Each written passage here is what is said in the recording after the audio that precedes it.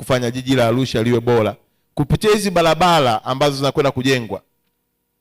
Maelekezo tayari yameshatoka, tunaenda kwenye mwendo kasi, na sisi tuingie kwenye historia ya sisi viongozi tulioko hapa chini ya Daktari Samia kuhakikisha kwamba jiji la Arusha tutatumia magari ya mwendo kasi. Maelekezo yameshatolewa, RAS anasimamia chini ya ofisi yetu ya mkuu wetu wa mkoa.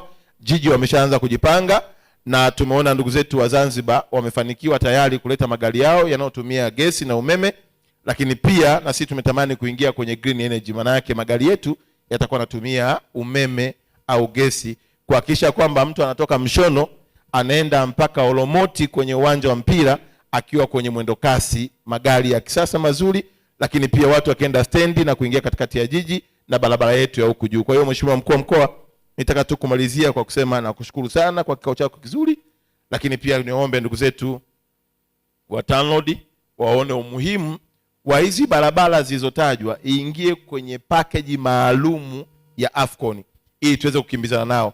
Na kama TARURA wanasaini tarehe 13 mwezi huu, tarehe 18 mwezi huu, na nilimwambia Mheshimiwa Waziri wa TAMISEMI njoo tusaini hadharani.